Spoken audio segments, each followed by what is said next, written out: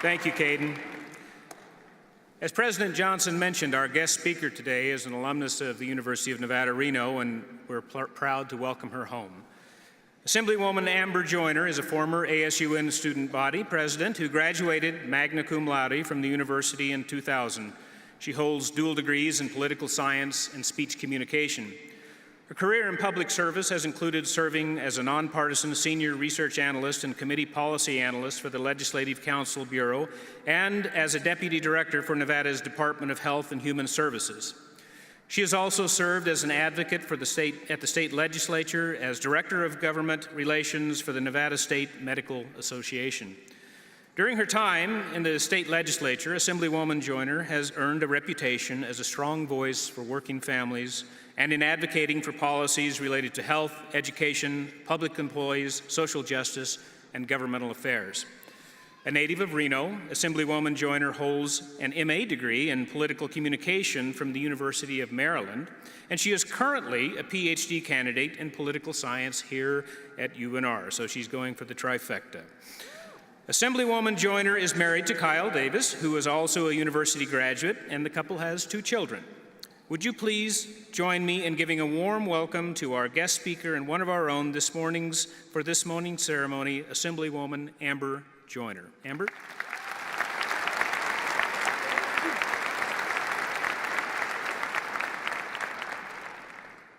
Thank you. It is an incredible honor to be here with you this morning to celebrate the class of 2015.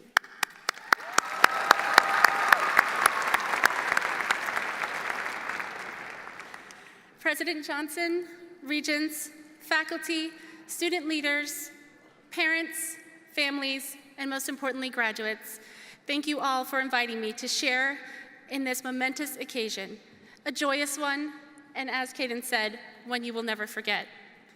About 15 years ago, I was sitting in your seats as an undergraduate waiting to walk across the stage and graduate from the University of Nevada, Reno. I am truly thrilled for those of you who are graduating, and it takes me back in time to feel the excitement and the pride in the air today. If your experience was anything like mine, there were key faculty and staff who helped guide you, support you, and mentor you through your programs. I'm also very conscious of the role that my family played in getting me to graduation day. I know we've thanked them already a couple of times, but if you could do me a favor, I'd like to try something. I'm hoping that you can turn around and somewhere in that enormous crowd find your support crew, the faculty, staff, and family members who helped you get here today. And on the count of 3, we're going to say thank you. Ready? 1, 2, 3. Thank you.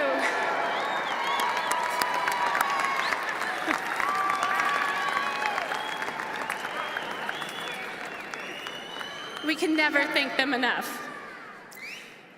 When I was an undergraduate here, one of my jobs was to be the editor-in-chief of the Artemisia Archive, which many of you may not have heard of. It was our yearbook at the time.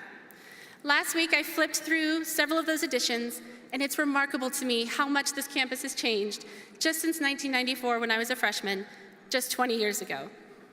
The student population was just over half what it is now. The heart of campus, the Joe Crowley Student Union, and the Knowledge Center did not exist. The parking passes were blue, that's it, one color, and it was only $25 a year to park anywhere you wanted. Yeah? Nobody believes me when I tell them that story, but I know that there are faculty and parents who remember those blissful days of carefree parking on campus.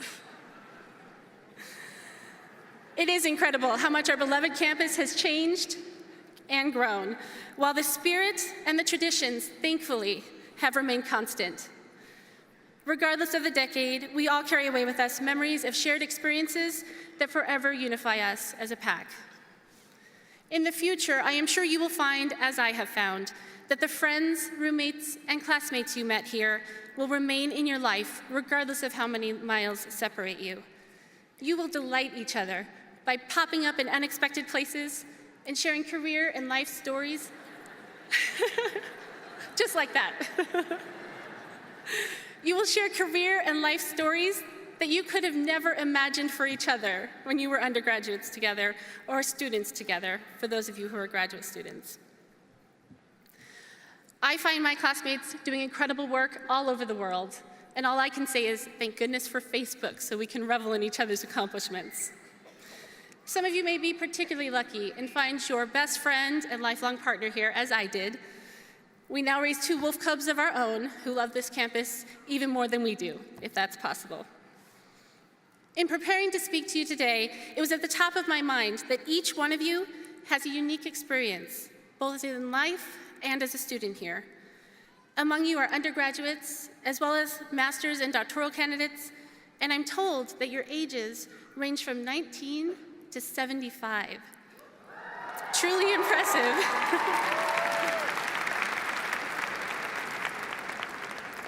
Clearly, with such diverse life experiences, no single message that I could conjure would ring true with all of you.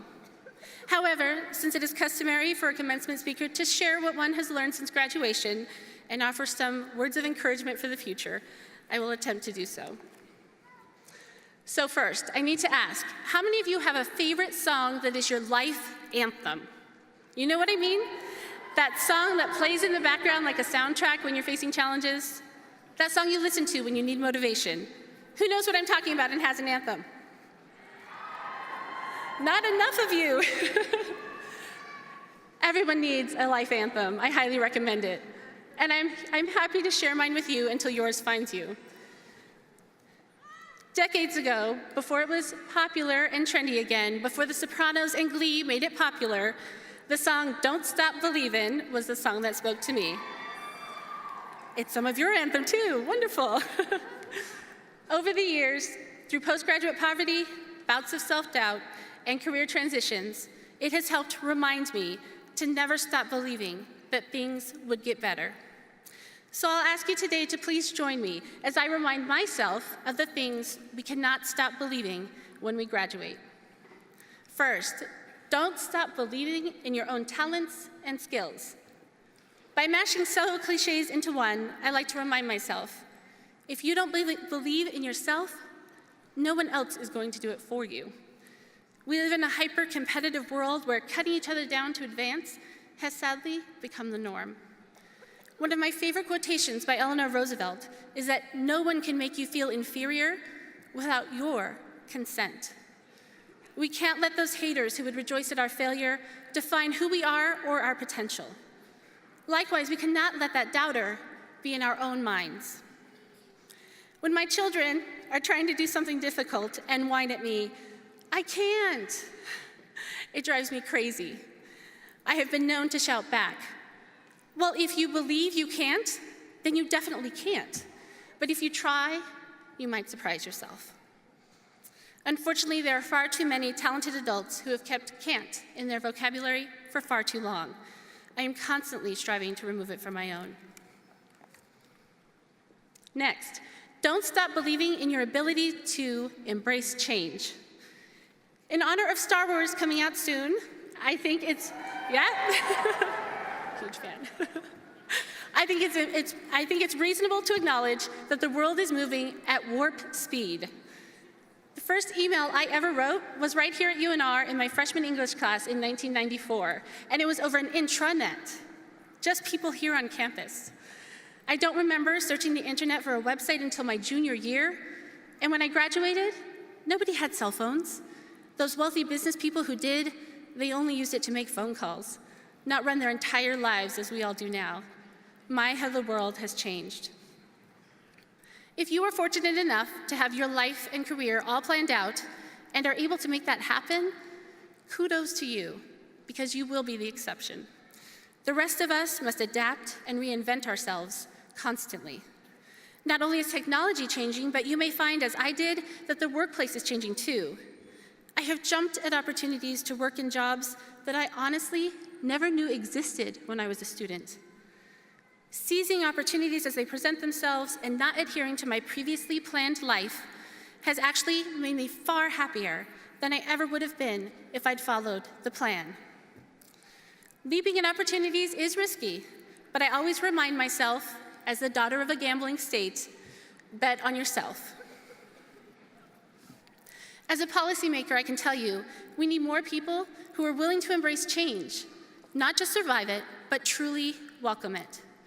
Some of the issues we are grappling with in education, healthcare, and human services require new solutions, because the old ones, they're just not working. Next, don't stop believing in the impossible. This reminds me of my all-time favorite musical, the Julie Andrews version of Cinderella. She sings, "Impossible things are happening every day." Now, I know that some people keep bucket lists or vision boards. Some of you have these, I'm sure. They're lists of things that in your wildest dreams you would like to do if you could. I confess, I don't have a bucket list. I don't even keep a list of long-term goals anymore, because frankly, I find those lists limiting. When I think about the future, I don't think about what I want to do, because if the past 15 years are any indication, I know that my imagination is too small to predict where I will be in the next 15.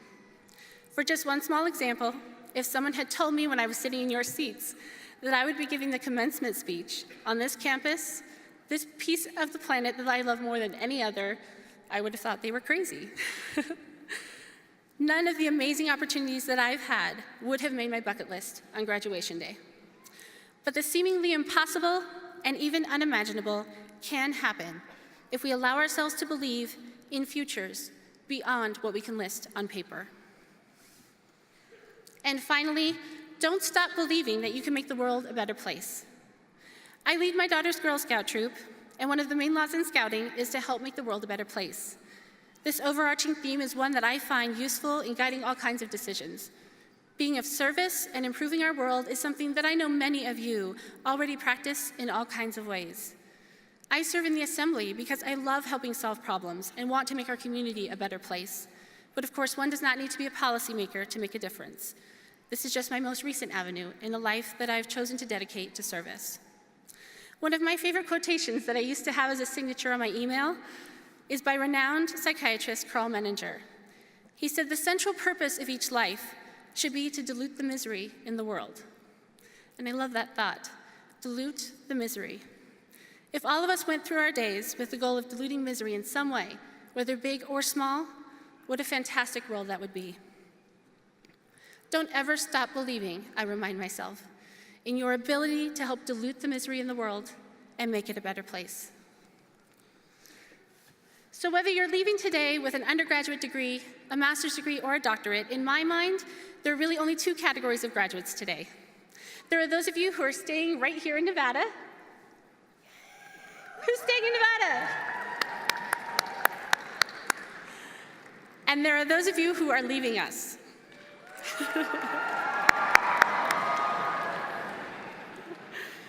Selfishly, of course, I wish that all of you would choose to stay in Nevada and devote your talents right here in our community. But I also understand too well the draw of new experiences and desire for further education, because I myself took that journey. After UNR, I studied in China for a year, went to graduate school in Washington, D.C., and after a couple more detours, I finally came home.